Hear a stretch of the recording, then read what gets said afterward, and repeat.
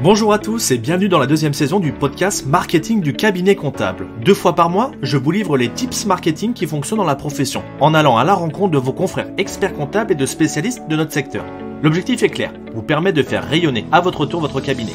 Je suis Florian Dufour, diplômé d'expertise comptable et je suis ravi de partager ce nouvel épisode avec vous.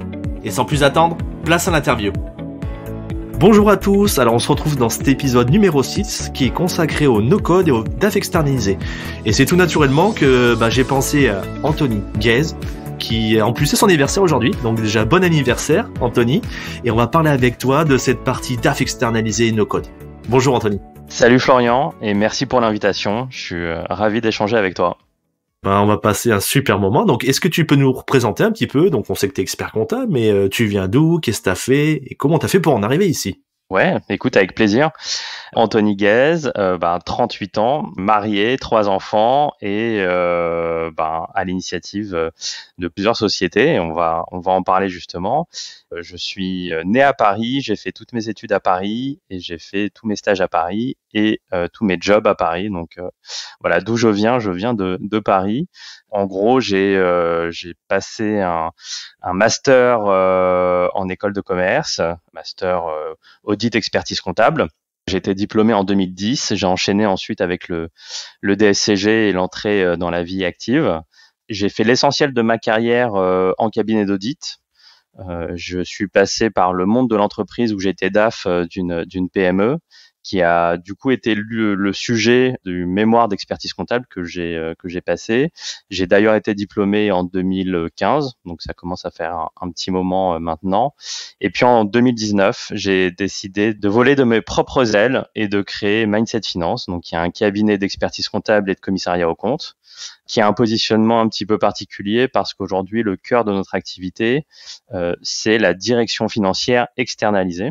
Donc, c'est le fait d'accompagner des entreprises, start-up ou PME, sur des sujets de pilotage financier, donc tout ce qui va être business plan, reporting, budget, prévision de trésorerie, et puis tous les sujets liés à la digitalisation de la fonction finance. Donc, c'est un vaste sujet. Et c'est aussi dans ce cadre-là, en fait, que je me suis intéressé au sujet du no-code. Et je me suis rendu compte qu'il y avait quand même énormément de liens et de possibilités, en fait, quand on était, en tout cas, embarqué sur des sujets compta, finance. Forcément, la brique outils, la brique automatisation, la brique données, la data. En fait, tous ces sujets étaient liés et qu'il y avait des possibilités qui étaient hyper intéressantes si on commençait à s'intéresser au no-code. Voilà. C'est déjà super quand on voit que tu as une ouverture d'esprit, je pense. Tu restes pas que sur ta... En gros, la question que je me disais derrière, je vais t'expliquer, c'est que je me dis, pourquoi il s'est pas lancé comme tout expert comptable en disant, moi je fais de la compta. Toi, t'arrives, tu dis, je vais accompagner direction financière. Comment tu t'as pris cet angle externalisé? Comment c'est venu dans ta tête, en fait, se dire, allez, moi, je me présente pas expert comptable, mais accompagnement sur la DAF externalisé? Écoute, moi déjà, dans mon parcours, j'ai peut-être pas un parcours très classique, mais j'ai pas vraiment fait beaucoup d'expertise comptable comme ont pu le faire certains de mes confrères. Moi, je suis directement rentré en fait dans l'audit, dans un big où tu vois, tu es extrêmement formaté, on t'apprend une méthodologie, il faut la suivre. Ça reste très scolaire parce que quand tu rentres dans un big, en fait, c'est un peu la suite d'une école de commerce. Tu as à la fois le phénomène de promo, à la fois le phénomène d'évaluation à la fin de chaque mission, et puis à la fin de l'année, un conseil de classe. Tu peux soit redoubler, soit passer de classe. Donc voilà, ça reste encore très très scolaire. Donc moi, c'est vrai que j'ai évolué dans cet environnement-là, et puis après j'ai eu l'opportunité, comme je te le disais tout à l'heure, de rejoindre une entreprise en tant que DAF. Donc là aussi, ça a été un premier pied sur ce sujet un peu de direction financière, d'accompagnement du dirigeant. Et puis après, moi, je suis resté sur quand même des sujets très très très audit ou orienté conseil. Donc c'est vrai que le parcours traditionnel que peuvent faire certains sur des sujets DCG, DSCG, avec des parcours aussi en apprentissage où tu mets vraiment les mains dans le cambouis, c'est quelque chose que je n'ai pas fait. Alors avec le recul, je me dis que ça aurait pu être utile à certains moments que j'opte pour cette formation-là. Bon, voilà, maintenant c'est fait, je peux pas revenir en arrière. Et puis c'est ce qui me permet aussi d'être là aujourd'hui en face de toi. Peut-être que voilà, en ayant fait d'autres choix à d'autres moments, ça aurait pu être différent. J'aurais pu être un autre homme. Donc voilà, faut pas regretter les choix. Mais c'est vrai que je n'ai pas vraiment eu l'occasion d'intervenir vraiment d'avoir le cheminement classique que peuvent avoir certains de mes confrères. Voilà. Et donc après, comment je suis intervenu sur les sujets DAF. Donc voilà, moi j'avais un peu cette légitimité parce que pendant un an j'ai été DAF. Ensuite j'ai fait le choix de traiter dans mon mémoire de ce sujet-là aussi. Donc c'est vraiment un sujet moi qui m'intéressait. Et puis avant de créer Mindset Finance, j'étais ma dernière expérience en tant que salarié. J'ai été 2 ans dans un cabinet et la dernière année en fait, on m'a proposé de développer une offre de direction financière externalisée à destination des clients du cabinet. Donc pendant un an, en fait, j'ai été à l'initiative de ce projet-là en interne dans ce cabinet. Donc ce qui a nourri aussi moi ma réflexion. Voilà, donc c'est un peu ce cheminement-là qui a été fait tout au long de ma carrière et c'est comme ça que je suis tombé dedans.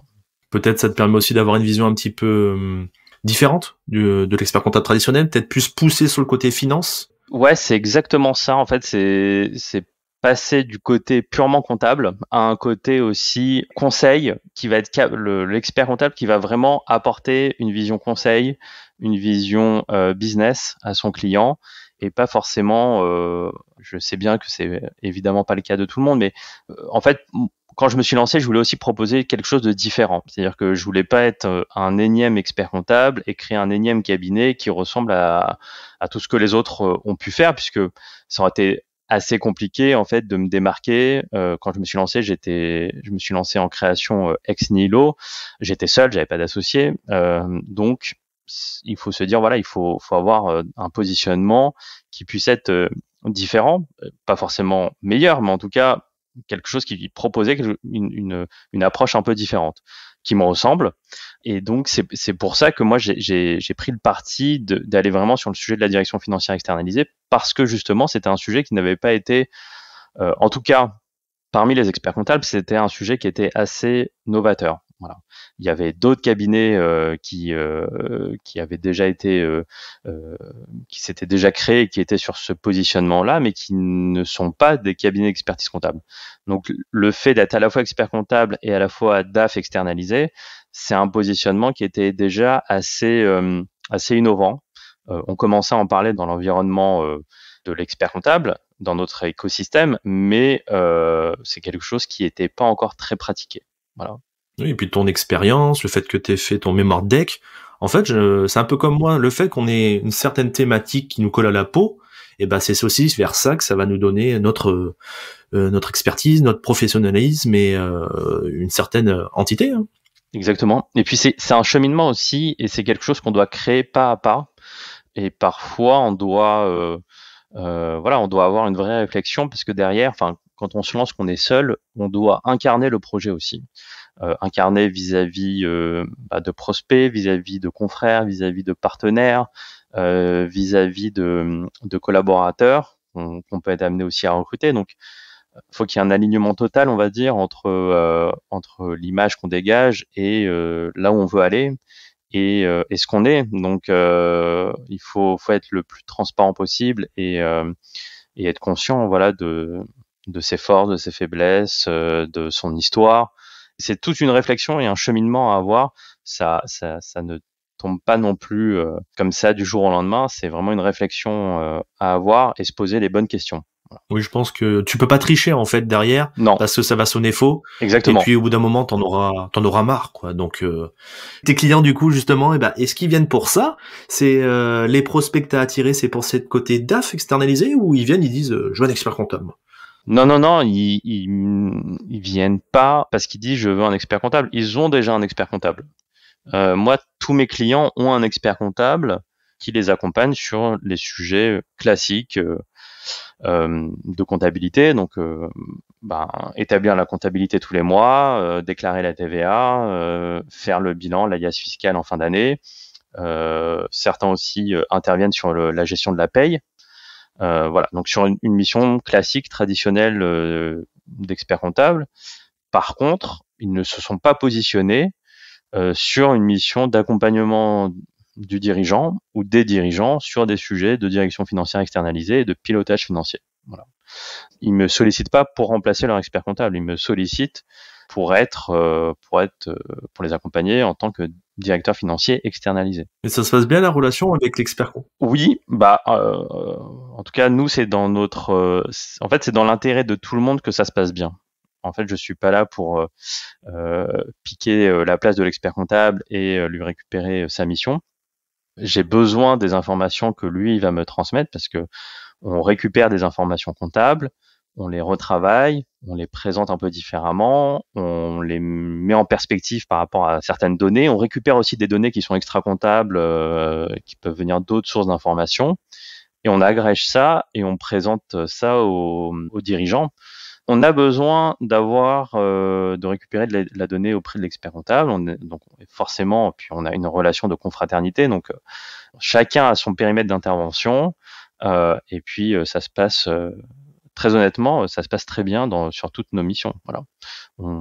On est, comme je l'ai dit, on n'est pas là pour récupérer sa mission, on n'est pas là non plus pour taper sur lui, voilà, ou dire du mal de lui. C'est évidemment pas dans notre état d'esprit, dans notre ADN, et puis ça serait au final contre-productif. On est plutôt dans une relation de partenariat une relation gagnant-gagnant. Vous n'êtes pas au même moment, je pense, de l'analyse de la data. Lui, il est plutôt dans la récupération de collecte, traitement, et toi, tu es plutôt en aval avec comment je l'analyse. Donc oui, on va pas venir se cannibaliser, hein. Et puis voilà, comme tu dis, on a la confraternité. Si tu veux bien, maintenant, j'aimerais te poser une question sur maintenant, tu es devenu incontournable sur cette thématique. Là, tu as annoncé aujourd'hui en grande pompe sur LinkedIn que tu faisais partie de leur programme, donc ça fait voir déjà que ça fonctionne ce que tu fais. Donc est-ce que tu pourrais nous parler un peu de ton marketing? Comment tu crées tes contenus? Comment tu t'organises en période fiscale? Est-ce que tu fais des événements? Enfin, comment t'en es arrivé là en disant je suis parti tout seul, cabinet ex nihilo, mais maintenant j'arrive à avoir du contenu régulier? Comment tu fais? Alors déjà, premier point, ça va peut-être en choquer quelques-uns, mais nous, on n'a pas de période fiscale. Je vais peut-être faire des jaloux, hein. Mais comme nous, en fait, notre positionnement, c'est vraiment d'accompagner les dirigeants tout au long de l'année. On n'a pas vraiment de saisonnalité. Alors, on a quelques clients en expertise, hein. Ça serait mentir que de dire le contraire, mais les sujets qui nous occupent le plus aujourd'hui, en tout cas le nombre de clients, on a beaucoup plus de clients en direction financière externalisée qu'en expertise comptable. Donc, on n'est pas du tout impacté par la période fiscale. Alors, certains de nos clients, quand ils clôturent au 31 décembre, par exemple, en janvier, février, on va nous intervenir sur des sujets de clôture en lien avec l'expert comptable, mais on va plutôt être là sur des sujets un peu de coordination, de rétro-planning, de choses comme ça, de gestion de projet, mais on n'intervient pas, on n'a pas un positionnement classique d'expert comptable qui va être noyé et qui aura aucune marge de manœuvre dans son planning entre janvier et juin et qui va sortir complètement lessivé de cette période. Nous, on n'est pas du tout impacté par ça, et d'ailleurs, c'est même un sujet quand je suis en process de recrutement pour recruter des collaborateurs, je leur dis chez nous, il n'y a pas de période fiscale en fait. Si vous voulez partir au ski au mois de février, au soleil en avril ou l'inverse, ça s'organise de la même manière que si vous preniez une semaine de vacances à un autre moment de l'année. Voilà. Donc premier point, on n'a pas de période fiscale. Deuxième point, sur la création de contenu, déjà, je pense qu'il faut être, on l'a dit tout à l'heure déjà, faut être transparent, faut être sincère dans ce qu'on dit, parce que sinon, effectivement, ça sonne faux. La plus grande difficulté, je pense qu'elle est d'être régulier. Moi, ça va bientôt faire 3 ans que je communique très régulièrement sur les réseaux sociaux. Alors moi, c'est principalement LinkedIn. On communique aussi un petit peu sur d'autres réseaux sociaux, mais le gros, c'est LinkedIn. Donc ça fait 3 ans que au moins une fois par semaine, parfois 2, je communique sur LinkedIn. Donc c'est cette régularité qui est honnêtement difficile à tenir, mais j'essaye de garder le cap. C'est la régularité qui, à un moment, finit, on va dire, par payer parce que justement on est sincère, parce qu'on essaie de proposer du contenu qui soit de qualité. On essaye aussi de varier les angles. Parfois, ça va être des sujets un peu techniques. Parfois, ça va être des sujets liés à la vie du cabinet. Parfois, ça va être des sujets liés à nos partenaires. Enfin, voilà, on essaye de pas être de varier en tout cas les angles et de pas être redondant dans ce qu'on raconte parce que sinon à un moment on va lasser les gens. Ensuite en termes d'organisation, au début il n'y avait que moi qui communiquais et puis maintenant on essaye de communiquer aussi selon deux angles, à la fois moi via mon profil, mon compte LinkedIn, et puis via aussi le compte entreprise Mindset Finance sur LinkedIn, et on essaie de proposer des choses qui soient pas redondantes. En fait, on répète pas la même chose sur l'un et sur l'autre. C'est des angles qui sont assez différents. J'incite aussi les collaborateurs du cabinet à communiquer. Après, je les oblige pas, hein, évidemment, mais en tout cas, je leur dis que si en tout cas, si c'est une volonté pour eux de communiquer sur les réseaux sociaux, moi, je peux les accompagner, je peux leur donner mon avis, je peux leur faire part de mon expérience, justement pour peut-être leur faire gagner un peu de temps par rapport à moi ce que j'ai fait. Et puis après, voilà, on essaie de diversifier, c'est-à-dire qu'aujourd'hui, effectivement, il y a des posts sur LinkedIn, mais on a aussi une newsletter mensuelle. On a aussi des articles qui sont sur notre blog et qui sont en tout cas, on essaye que ce soit des articles de qualité. C'est des articles qui sont uniques, hein. C'est pas des articles qu'on peut retrouver. C'est pas du contenu automatique qui vient, par exemple, des Échos ou d'autres. Voilà, c'est du contenu authentique et on essaye vraiment d'apporter de la valeur à nos clients et qui traite uniquement de sujets de direction financière et d'outils. Voilà. Parce que les deux sujets, puis je pense qu'on va y revenir, mais je pense que la partie outils, c'est une partie qui est clé dans notre métier. On peut pas dissocier le rôle du DAF et son rôle vis-à-vis de la mise en place d'outils et de process aussi qui sont adaptés. Voilà. Donc on poste et on communique sans rien attendre en retour. Voilà, en se disant que de toute façon c'est pas un poste qui va faire la différence, c'est plutôt de la régularité et le fait d'être sincère et transparent. Moi, j'avais deux questions. Alors, la première déjà, c'est est-ce que sur l'organisation, tu écris au fil de l'eau tous les jours, tu dis bah tiens, au moins un jour j'arrive et je communique, ou tu dis bon voilà, lundi matin de 10h à 12h, je prépare tout pour la semaine et je suis tranquille. Ça, c'est ma première question. Et la deuxième, c'est est-ce que t'as pas été frustré au tout début en disant j'ai pas tout de suite les résultats, ça va prendre du temps. Et tu te dis là, ouais, ça fait 3 ans, là, tu sais que ça paye derrière, mais au début, c'est dur de se lancer texte Nilo, t'attends tout de suite les retours et ça vient peut-être pas. Comment t'as réussi à passer ce cap en disant ça va payer, ça va payer? En termes d'organisation, donc moi je suis pas seul, hein. Je suis accompagné en interne, en externe, et même en externe, j'ai aussi varié parfois les personnes qui pouvaient m'aider. Après, la seule chose, c'est que je suis hyper impliqué et limite, ça me prend peut-être encore plus de temps que si c'était moi qui rédigeais. Quand je dis que je suis impliqué, c'est-à-dire que je suis à l'initiative des idées, des thématiques. Tiens, j'aimerais parler de tel sujet. Tiens, je vais animer telle conférence, je vais animer tel webinaire, je vais enregistrer tel podcast. Donc c'est l'occasion d'aborder le sujet. Et puis derrière, c'est aussi parce que derrière, c'est moi qui poste. Donc il faut évidemment que je sois aligné avec ce que je dis. Il faut que je l'assume, il faut que je l'incarne, comme on le disait tout à l'heure. Donc il faut que je me sente parfaitement à l'aise et donc derrière je peux être amené à changer certaines tournures de phrases pour être à 100% aligné avec ce que je vais publier. Donc ça prend du temps et alors pour répondre plus précisément à ta question, en fait moi j'ai toujours on va dire une dizaine de posts en stock, parfois un peu moins, mais j'ai toujours de la visibilité et un planning éditorial de ce que je vais publier. Voilà. Je sais quand voilà, j'ai des événements, je sais quand parfois il peut y avoir des sujets d'actualité aussi, et donc je vais aborder ces sujets-là.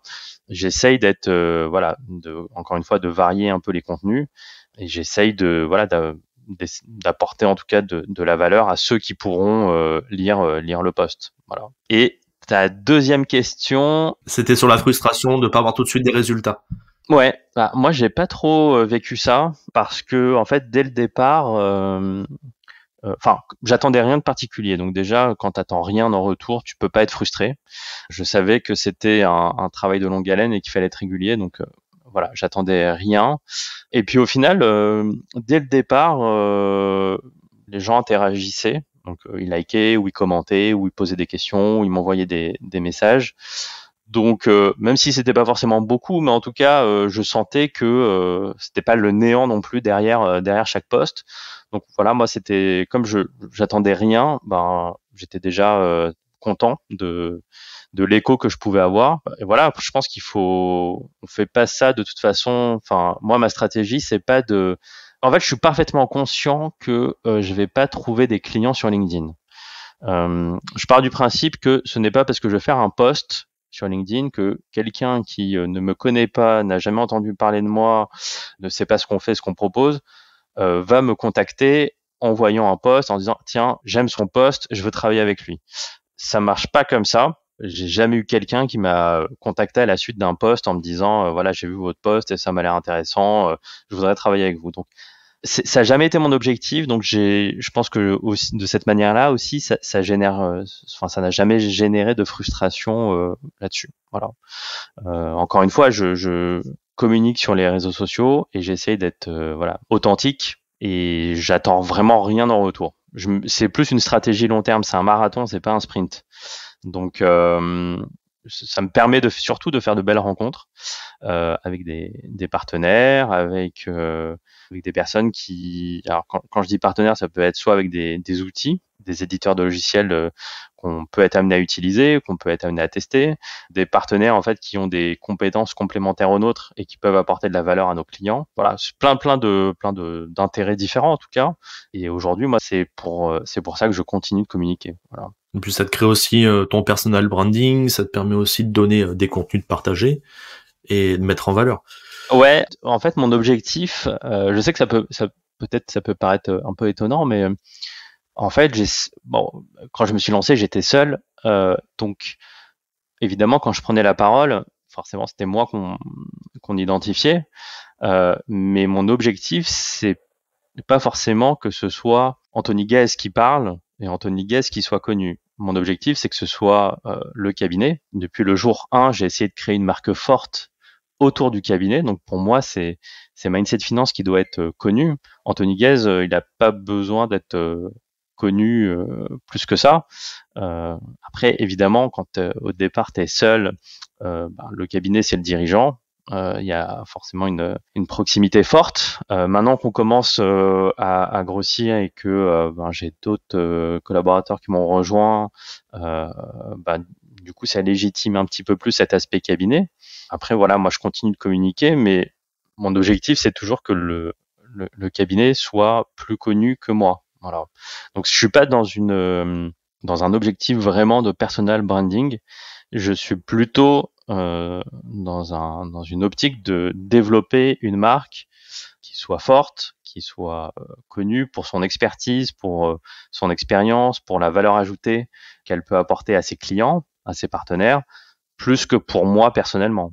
Un jour, tu vois, j'ai même envie de te dire, j'aimerais en soi peut-être ne plus avoir à prendre la parole et que la marque en elle-même suffise et que j'ai pas besoin de communiquer de manière régulière comme je peux le faire aujourd'hui. Voilà. Donc ça, c'est un positionnement que tu as choisi en mettant en avant soit la marque, soit on va dire le chef d'entreprise. Mais c'est clair, et c'est ça. Et le fait que pour toi c'est clair, dans ta façon de construire tes contenus, t'organiser, pour moi, ça coule de source. Si tu veux bien, on va attaquer sur le no-code, parce qu'on en a parlé. Moi, quand j'étais sur ton site internet, qui est très bien fait, il parle de DAF, mais tu présentes aussi des outils. Et ça, c'est important, on voit de plus en plus. Tu communiques aussi sur cette partie no-code. Pourquoi c'est devenu aussi important? Enfin, comment t'en es venu à dire, tiens, il y a du no-code, il y a de la finance, on va matcher ces deux choses-là, et on va quand même le mettre en avant dans ton métier de DAF? Écoute, moi j'ai fait le constat assez rapidement qu'on ne pouvait pas dissocier la partie outils, la partie données d'un côté et la partie conseil de l'autre. Je pense qu'aujourd'hui, dans on va dire la population des DAF externalisés, il y en a qui sont meilleurs que d'autres qui sont moins bons, mais je pense que dans la globalité, dans les 80%, 90% des DAF externalisés, je pense que tout le monde sait à peu près faire un business plan.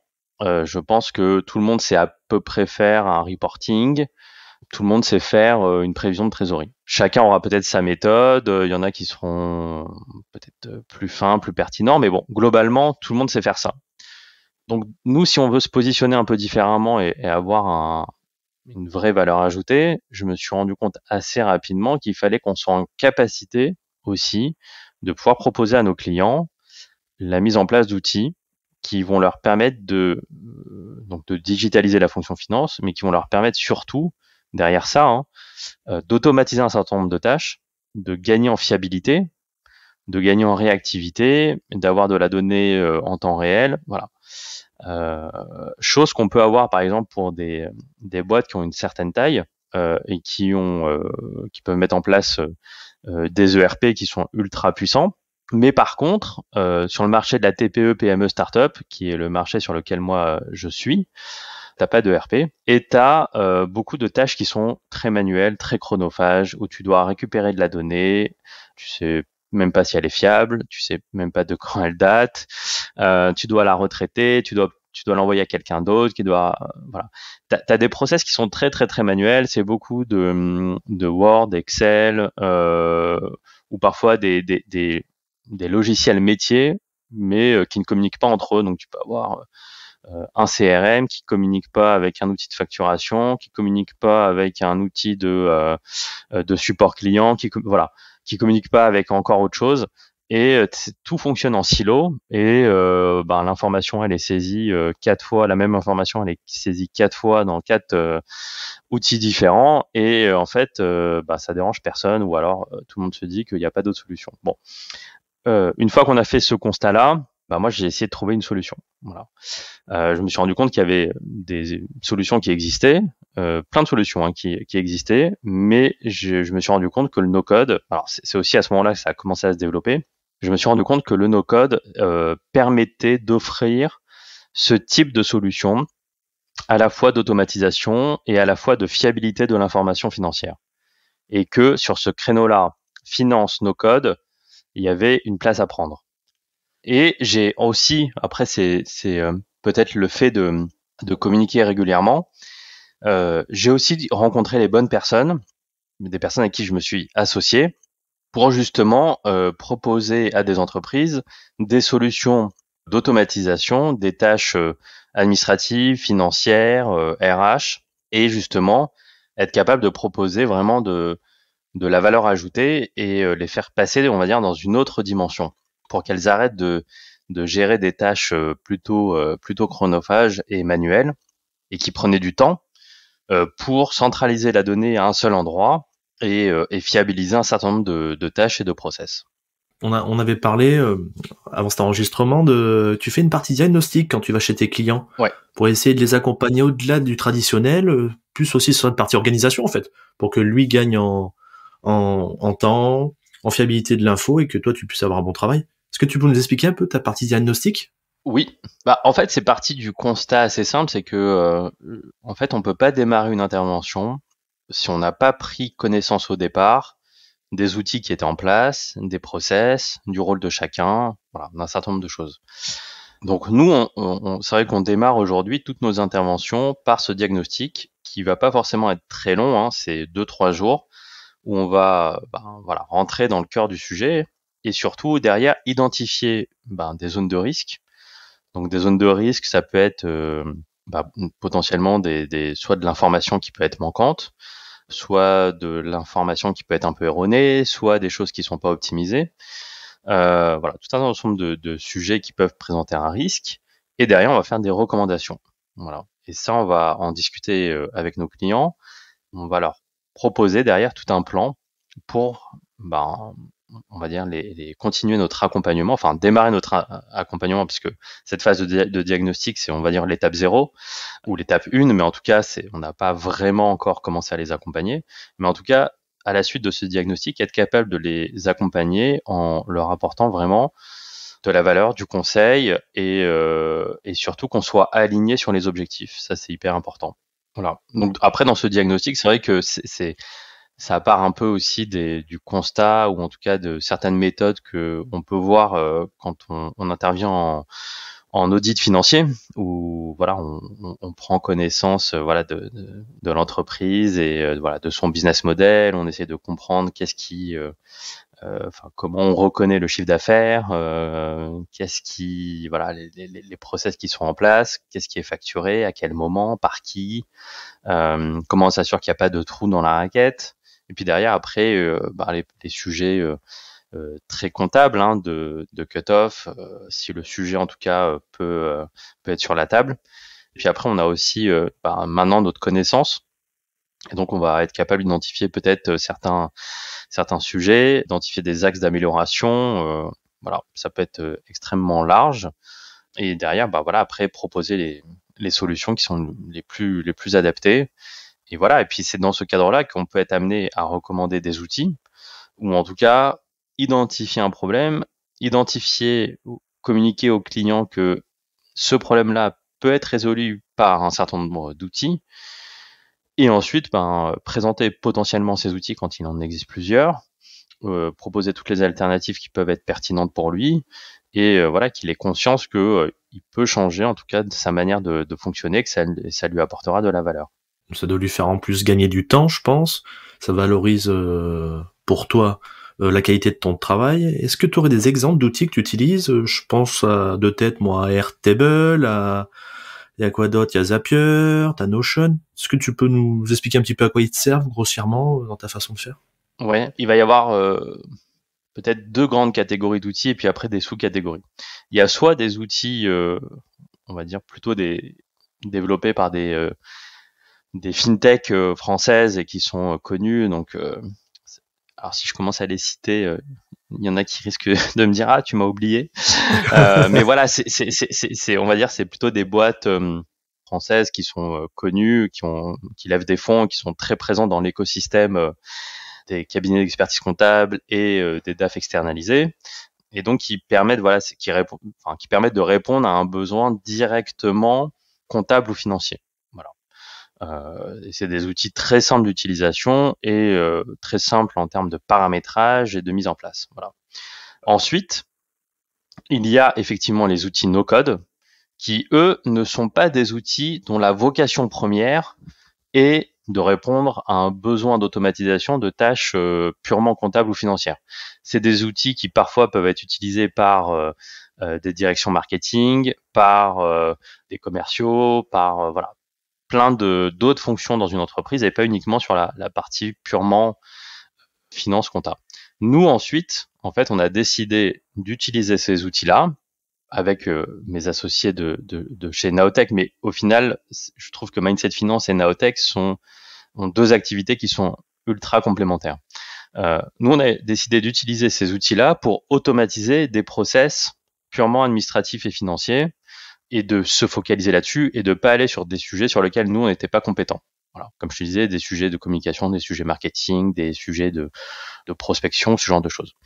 Dans la famille ensuite, on va dire des outils no-code, tu vas retrouver à peu près 3 sous-parties ou 3 grandes sous-familles. Tu vas avoir des outils qui vont plutôt être des outils de base de données. Tu vas avoir des outils d'automatisation et tu vas avoir des outils qui vont plutôt être là pour créer des interfaces et pour améliorer l'expérience utilisateur. Donc, dans la partie outils base de données, celui qui est le plus connu aujourd'hui, c'est un outil qui s'appelle Airtable, qui est un outil en fait qui permet de stocker de la donnée, qui vient récupérer. Enfin, ça va être vraiment l'outil central sur pas mal de nos sujets, pas mal de nos process. Je pense qu'on l'utilise sur quasiment toutes les missions sur lesquelles on intervient avec cette casquette no-code. C'est un outil sur lequel, qui va être connecté à d'autres outils, essentiellement soit via des API, soit via des outils d'automatisation, dont on va parler juste après. C'est un outil vraiment qui va permettre de structurer la donnée. Quand la donnée vient de plusieurs sources différentes, soit quand elle est stockée quelque part, mais qu'il n'est pas possible de la restituer de la manière dont on souhaite. La deuxième catégorie dont je te parlais, c'était la catégorie des outils d'automatisation. Donc là, on va retrouver des outils comme Zapier ou Make, qui sont en fait des outils qui vont permettre de connecter deux outils entre eux et d'automatiser en fait la transmission d'informations. Ensuite, la troisième catégorie d'outils qu'on va être amené à utiliser, c'est des outils comme Bubble ou Softer, qui sont des outils qui vont permettre de créer des interfaces qui vont être utilisées par un utilisateur final. Parce que les outils de base de données ne sont pas forcément des outils très user-friendly, ou en tout cas des données sur lesquelles on a forcément envie d'interagir et de communiquer, nous en tout cas, avec nos clients. Donc c'est des outils qui vont permettre de mettre en forme avec un beau design, un bel UX, et en même temps aussi ce qui permet parfois de protéger la donnée. C'est-à-dire que via ce type d'interface, le client a accès à de la donnée, mais il n'est pas en capacité de pouvoir modifier de l'information qui serait stockée dans une base de données. Voilà un peu les trois grandes familles d'outils. Alors après, tu as des outils qui peuvent être un peu mixtes, qui vont être des outils de base de données, mais en même temps qui vont permettre d'automatiser certaines tâches, ou alors qui vont être des outils de base de données, mais sur lesquels en fait les équipes ont développé depuis de nouvelles fonctionnalités qui permettent aussi de restituer auprès d'autres utilisateurs. Donc on est sur une technologie qui est assez récente. On est sur des outils, la plupart, en tout cas, le no-code, c'est quelque chose qui s'est développé, on va dire, depuis 2-3 ans. Et c'est des outils, en fait, qui, eux, sont codés, parce que parfois, il peut y avoir une confusion qui est faite.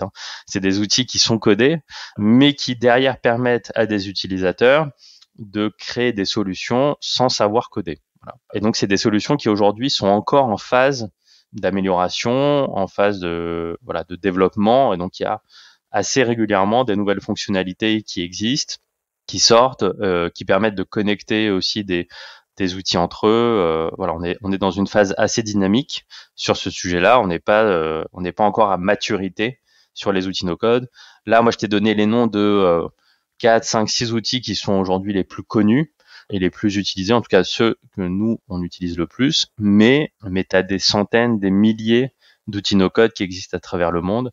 Et il va y en avoir de plus en plus qui vont aussi se développer. Voilà. Et ce qui est très fort, c'est que ces outils-là, en fait, nous a présenté, ou les plus connus, c'est qu'ils sont à des prix très attractifs et possibles pour une TPE-PME. Et c'est ça qui va pouvoir aider à faire grandir ta TPE. Et toi, ça adapte encore plus dans ton travail pour le client final, quoi. Ouais, ça c'est, on va dire, c'est la magie du SaaS. C'est qu'on est passé en fait dans une logique de propriété de la donnée avec des gestions de la donnée sur des serveurs propres, etc., ou sur du monoposte, qui était assez coûteuse. Alors ça, maintenant, ça fait, on va dire, au moins une bonne dizaine d'années on migre, toutes les solutions migrent de plus en plus vers des solutions SaaS, mais qui aujourd'hui permettent en fait d'aller sur des abonnements, effectivement, sur des coûts beaucoup plus faibles. Parfois, t'en as qui sont même sur des offres un peu freemium. C'est gratuit, soit pendant un certain temps, soit sur un certain nombre d'utilisateurs, soit sur un certain nombre de données, mais qui te permettent déjà d'utiliser la grande majorité des fonctionnalités. Et puis après, effectivement, de passer sur une version payante, mais en gros, tu vas être sur les versions payantes, alors ça dépend, mais tu vas être quand même par utilisateur sur quelque chose entre 10 et $20 par mois, la majorité. Et donc tu peux, sur un budget, quand tu utilises plusieurs outils, sur un budget entre 100 et $200 par mois, avoir déjà quelque chose qui tient la route, qui est robuste, qui te permet de gagner du temps et qui est vachement fiable versus des outils beaucoup plus gros type ERP qui nécessitent à la fois au départ une phase en amont avec un intégrateur, une phase de paramétrage, des process qui sont très très longs, très très coûteux. Alors qui sont parfois nécessaires et adaptés à des boîtes qui ont une certaine taille, mais en tout cas qui sont pas adaptés, en tout cas en France, à la grande majorité des entreprises, parce que en France, on a quand même beaucoup de sociétés qui sont des TPE ou des PME, quand même on va dire moins de 50 personnes, donc qui n'ont à la fois pas le budget et à la fois pas le besoin d'avoir une solution très musclée et qui serait surdimensionnée. Bah, c'est déjà super bien pour les TPE PME d'avoir justement un moyen qui leur permette d'aller plus loin, de pouvoir avoir leur data. Et j'avais une question en marketing. Est-ce que ça, du coup, en prenant un exemple Zapier, tu le laisses au client les accès, c'est lui qui paye, ou c'est compris dans ta mission? Comment tu t'es positionné en marketing là sur le prix? En fait, nous au départ, on a un petit peu réfléchi, mais très rapidement, on s'est dit qu'il fallait d'abord aller sur une phase qu'on appelle une phase un peu de setup, où on va créer une solution sur mesure. Donc on va recueillir le besoin, recueillir le contexte, et puis après réfléchir à une solution.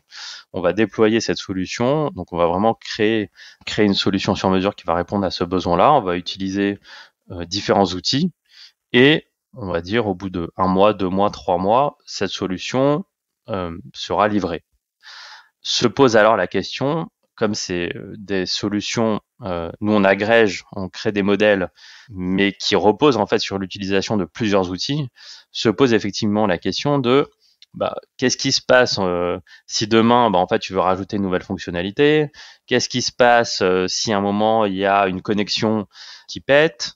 Qu'est-ce qui se passe si potentiellement tu perds la mission de DAF par exemple. Oui, alors après sur ces sujets-là, parfois on a des clients qu'on a que en DAF, des clients qu'on a que en no-code, et parfois effectivement on a c'est intéressant, où on a effectivement les deux interventions. En tout cas, sur ce sujet-là, nous, ce qu'on a décidé de faire, c'est derrière de proposer, d'inclure dans notre intervention, dès le départ, c'est convenu de cette manière-là, que à la suite de cette phase de setup, il y a une phase il y a une phase d'abonnement où nous, on prend à notre charge à la fois les licences, à la fois la maintenance, et à la fois en fait, toutes les questions que peuvent se poser les utilisateurs, une fois qu'on a livré la solution. Comment on fait pour faire ceci? Comment on fait pour faire telle action? Finalement, on a mis telle fonctionnalité, mais en fait, on veut la déplacer ou la modifier très légèrement.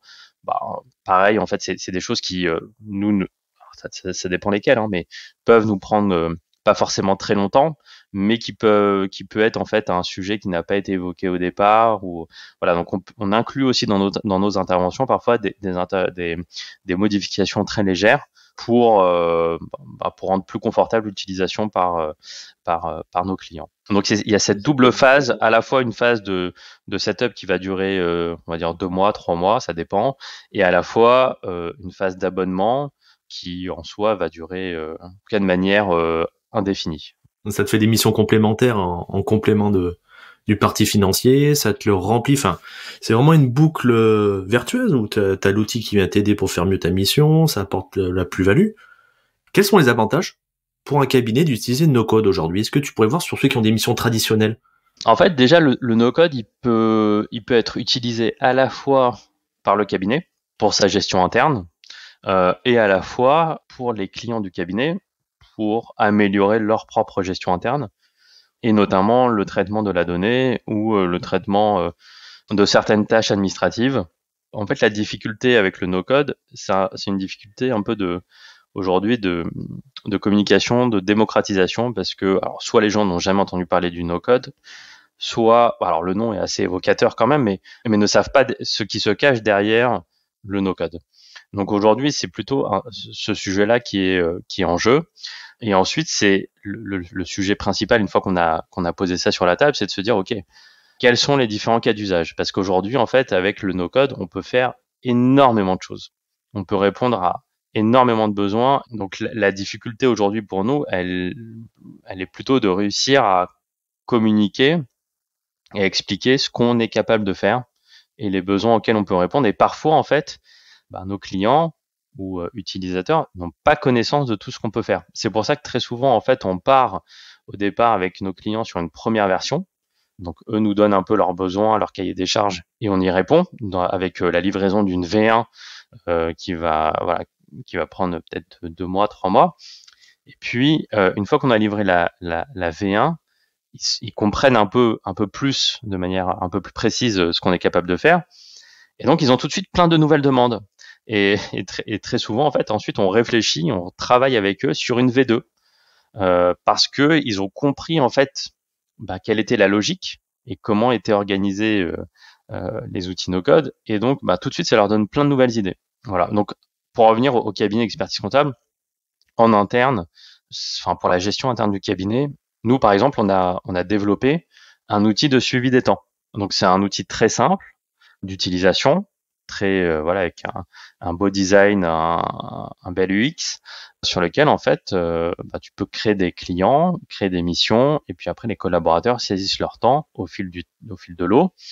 Et puis après, tu peux aussi mettre des budgets, soit en euros, soit en nombre d'heures, et puis suivre la progression. Et puis voilà, on a inclus des graphiques. Donc ça te permet de manière très visuelle aussi. Alors tu peux aller sur des données type très structurées en tableau, mais tu peux aussi aller sur des choses très visuelles pour voir où tu en es dans ta consommation de temps, si tu as dépassé ce que tu avais prévu, si tu as encore un peu de marge. Et puis derrière ça, on est capable aussi de le relier à un outil par exemple de facturation. Donc en fait, si tu factures tes clients au temps passé, tes collaborateurs saisissent leur temps dans l'outil. Puis ensuite, tu peux déclencher automatiquement la facturation, envoyer les factures à tes clients, et même derrière, en fait, relancer automatiquement les clients qui n'ont pas payé. Ou alors, tu peux mettre aussi en place des solutions de prélèvement. Donc comme ça, t'as pas à gérer le recouvrement, en tout cas les relances clients de ceux qui n'ont pas payé. Donc voilà, tu peux automatiser aussi la partie rédaction des lettres de mission. Tu peux automatiser vraiment toute une gestion interne. Et puis après, tout à l'heure, tu parlais d'un outil comme Notion qu'on n'a pas évoqué jusqu'à maintenant, mais qui est aussi un outil qu'il faut voir à la fois comme un outil qui permet de gérer l'interne du cabinet, donc quelque chose qui serait peut-être qu'on pourrait assimiler à un intranet dans lequel tu vas mettre de la donnée pour ton cabinet. Tu peux créer autant de choses que tu veux. Tu peux mettre si tu veux un trombinoscope pour présenter l'équipe, tu peux mettre à l'intérieur des process internes, tu peux mettre à l'intérieur aussi tous les le guide de procédure du cabinet. Tu peux mettre des liens vers des articles, vers des webinaires, des vidéos. Enfin voilà, la difficulté elle est plutôt de réussir à agréger l'information pour qu'elle soit la plus facile d'accès pour quelqu'un qui se connecte au Notion, mais tu peux vraiment les gens appellent Notion leur second cerveau en fait. Donc tu peux vraiment avoir toute la donnée que tu veux dans cet outil-là. Et puis c'est un outil qui est collaboratif. Alors en gros, tu peux soit l'utiliser uniquement pour toi-même, tu peux l'utiliser au sein d'une même entreprise ou au sein du même cabinet. Et puis aussi, tu peux créer des pages que tu vas partager avec tes clients, enfin à tes clients plutôt, qui vont te permettre d'interagir avec eux et sur lesquels en fait, tu peux leur transmettre de l'information qui est organisée aussi, structurée. Tu peux faire des comptes rendus dessus, tu peux stocker justement tous les livrables que tu as pu faire pour eux.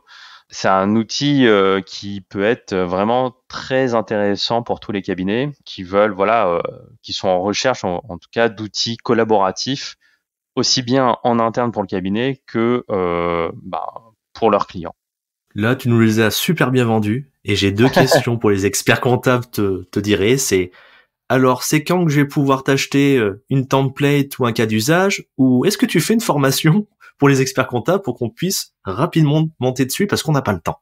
Écoute, nous, on ne s'est pas encore positionné sur réellement la formation. Après, le no-code, c'est aussi un état d'esprit où en fait aujourd'hui tu as énormément de contenu qui est disponible gratuitement et facilement. Tu as aussi des formations qui existent qui sont payantes mais qui sont on va dire dans des budgets quand même assez raisonnables. Donc c'est plutôt une volonté et plutôt une question de temps parce qu'il faut s'organiser, il faut être capable de libérer du temps, ce qui est pas toujours évident, hein, je le conçois. Ou alors après il faut être voilà, s'entourer de bonnes personnes ou faire appel à des partenaires prestataires comme nous. Mais en tout cas, pour la personne qui souhaite vraiment rentrer dans le sujet et qui souhaite se former, aujourd'hui, enfin déjà tu peux commencer à regarder des vidéos sur YouTube. T'as pas mal de gens qui communiquent sur les outils no-code, sur les nouvelles fonctionnalités, sur des connexions qu'ils créent qui leur permettent, ils te montrent comment ils font pour voilà automatiser énormément de tâches et de process. Donc déjà, ça peut te donner des idées, ça peut t'ouvrir l'esprit, ça peut te montrer ce que tu peux faire. Et puis après voilà, c'est des outils aussi qui alors, c'est pas des outils qui sont simples d'utilisation. C'est-à-dire que c'est pas juste, t'as pas besoin de savoir coder, donc tu peux en 2 secondes savoir les utiliser. Ça demande quand même un petit temps de formation et de montée en compétences, mais c'est des choses qui sont quand même assez intuitives. C'est beaucoup de drag and drop, de glisser déposer, ou sinon après c'est des choses qui sont un peu comme des formules Excel.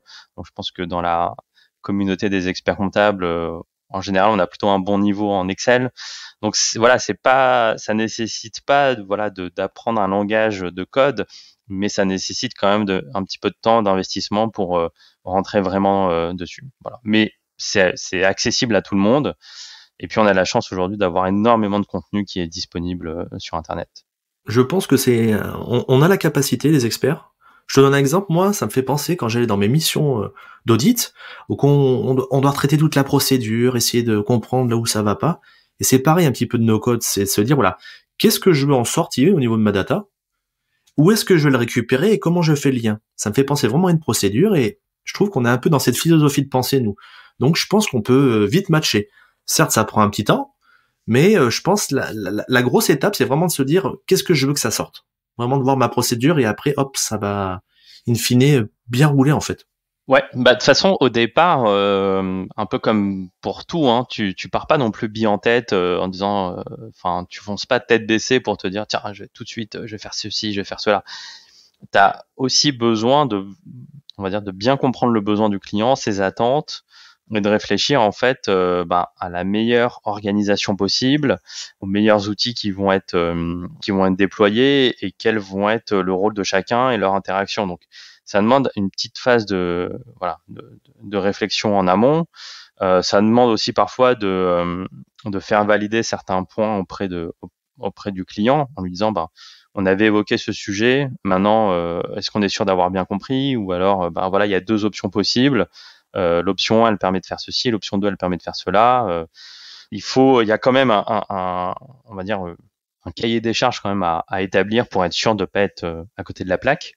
Mais ensuite, on peut effectivement, après, une fois qu'on a déployé ça, c'est comme tu l'as dit, après c'est une méthodologie à respecter et voilà, c'est une procédure à respecter, mais sur lequel en fait on a des impacts assez rapides. En fait, on peut voir le fruit de son travail assez rapidement. Voilà. Commencer par un petit bout, le mettre en fonctionnement, ça fonctionne, hop, j'en mets une petite deuxième. Pas à pas, au lieu de voir la grande montagne, on va faire un pas, et puis je pense que c'est comme ça qu'on va trouver une appétence. Hein. C'est exactement ça. En fait, c'est vraiment tout l'intérêt du no-code, c'est que le no-code, enfin, te permet déjà de fonctionner brique par brique. Comme tu l'as dit, tu fais une première brique, et ça va te permettre déjà d'automatiser une tâche ou une fonctionnalité qui va peut-être te permettre de gagner 5 minutes par jour ou 10 minutes par jour. Alors, on peut se dire c'est pas énorme, mais si c'est tous les jours fois 200 jours par an, ou voilà, 200 un peu plus, tout de suite si on réfléchit, on dit ouais, ça peut être représentatif de quelque chose qui peut être important. Et puis ça, c'est la première brique, mais la deuxième brique, peut-être elle peut te faire gagner une demi-heure ou 15 minutes. Mais pareil, avec cet effet cumulatif, à la fin de l'année, ça peut te faire gagner à la fois du temps, mais ça peut aussi te permettre de fiabiliser énormément de choses en fait. Parce que quand tu fais du traitement de données manuel ou tu ressaisis de la donnée manuellement, tu peux te tromper ou il peut y avoir des erreurs. C'est à la fois un gain de temps et puis à la fois c'est un gain de fiabilité. Et voilà, je pense qu'il faut effectivement essayer d'aller pas à pas et puis découvrir, peut-être parfois se tromper aussi, parce que c'est aussi en se trompant qu'on apprend le plus. Et la fois d'après, peut-être il y a certains sujets qui seront peut-être mieux anticipés, sur lesquels il y aura plus d'erreurs. Avant de finir ce live, je voudrais que tu me donnes un petit conseil sur le côté marketing, où tu nous dises, voilà, les erreurs qu'il faudrait pas faire, que tu as fait, pour faire gagner du temps sur la com, sur ta stratégie, ton orga. Écoute, peut-être je vais me répéter avec ce que j'ai pu dire un peu plus tôt dans notre échange, mais je pense qu'il faut, si j'ai des conseils à donner, c'est essayer d'être régulier, essayer d'être authentique, sincère, d'être aligné en tout cas avec ce qu'on dit. À mon avis, rien attendre en retour dans l'immédiat, puisque c'est pas parce que quelqu'un va faire un post que d'un coup, ça y est, il va être harceler de nouveaux prospects qui voudront absolument travailler avec lui. Je pense qu'il faut être faut être régulier. Encore une fois, c'est un marathon et c'est pas un sprint. C'est la phrase que je retiendrai, c'est pas un sprint, c'est un marathon. Comme beaucoup de choses aussi qu'on fait dans notre métier, il y a beaucoup de choses, si on prend un peu de recul, en fait, ça demande un effort constant et ça ne demande pas non plus l'effort court et intense, si c'est ensuite pour passer à autre chose ou ne plus avoir l'énergie nécessaire, ça serait contre-productif. Donc il faut essayer pour en venir au conseil que je peux donner, c'est en tout cas s'entourer des bonnes personnes, parce que parfois on peut pas tout faire, on peut pas tout gérer.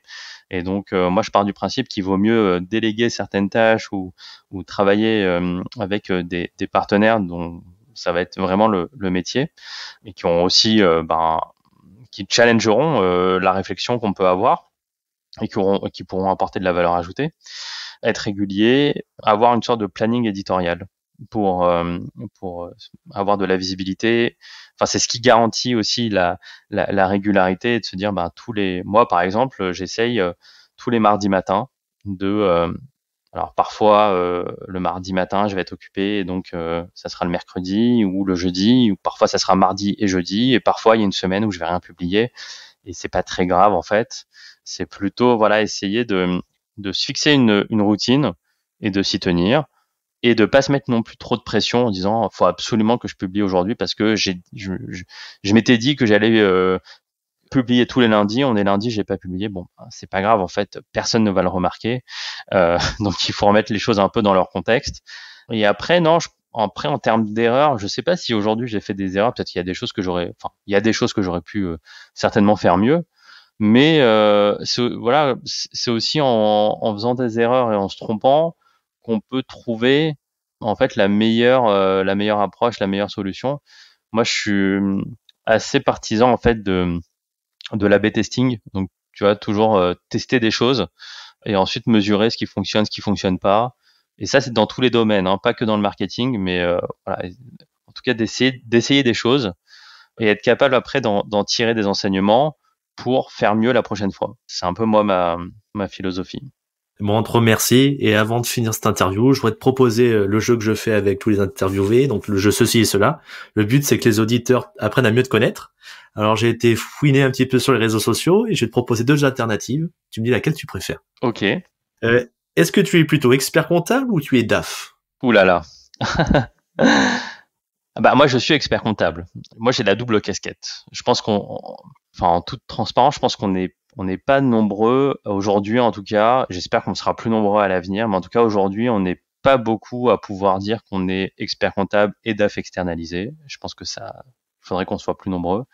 Aujourd'hui, on n'est pas très nombreux sur ce créneau-là et avoir les 2 casquettes. Mais moi, je suis je suis désolé, Florian, ça sera pas l'un ou l'autre.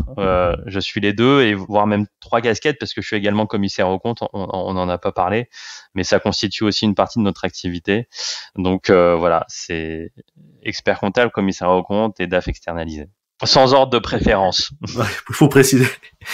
Est-ce que tu es plutôt podcast ou livre? J'adore les podcasts. J'écoute beaucoup de podcasts parce que c'est facile. C'est-à-dire que j'écoute des podcasts si je cours, si je marche dans la rue, si je suis dans les transports, si je suis en voiture. Donc c'est facile en fait d'usage.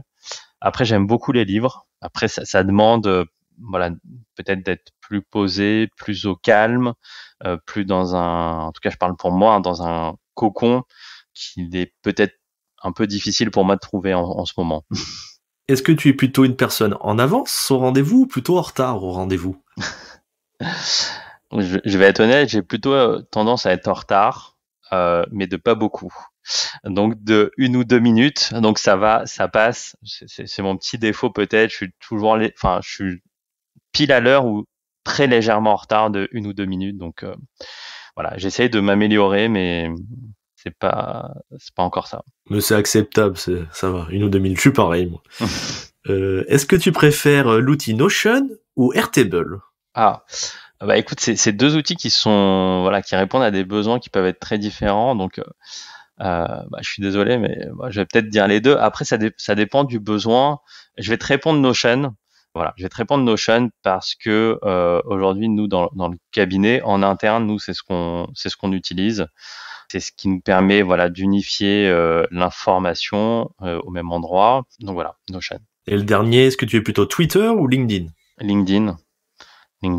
J'aime beaucoup Twitter, mais après c'est pas la même chose. LinkedIn, t'as plus de caractères. Quand t'écris un post par exemple, t'as plus de caractères, donc tu peux dire beaucoup plus de choses. Moi, ça me permet de faire ma veille aussi sur des nouveaux outils, sur des livres, des podcasts, des partenaires, vraiment plein de choses différentes. Donc je trouve que c'est hyper intéressant. N'en déplaise peut-être à ceux qui trouvent que LinkedIn se Facebookise un peu, mais moi je le ressens pas de cette manière-là. Alors c'est vrai que parfois tu peux avoir des posts un peu hors sujet, mais bon, globalement tu peux trouver quand même du contenu de qualité. Et moi je suis quelqu'un de très curieux, et en fait LinkedIn ça me permet de me nourrir à ce niveau-là. Twitter après c'est plus pour rester en veille, mais sur des sujets peut-être plus larges, peut-être parfois des sujets d'actualité, des sujets politiques. Mais j'interagis beaucoup moins sur Twitter que sur LinkedIn. On te remercie de ta présence. C'était un super événement, une masterclass entière sur le no-code et sur les DAF externalisés. Et puis on te souhaite le meilleur pour cette année 2023. Merci beaucoup Florian pour l'invitation, et pareil, le meilleur pour 2023 pour toi également, et au plaisir de pouvoir échanger avec toi ou avec d'autres personnes sur ce sujet-là, sur ces sujets, parce qu'on a abordé beaucoup de sujets différents, que je trouve moi passionnants en tout cas. On te remercie, on te souhaite une bonne journée et à ciao les auditeurs. À bientôt. Avant de se quitter, je vous invite à laisser un avis 5 étoiles sur votre plateforme d'écoute préférée et parler du podcast à vos confrères. J'en profite pour remercier mes partenaires qui, grâce à eux, me permettent de vous partager encore plus de contenu chaque mois. Merci, rendez-vous au prochain épisode.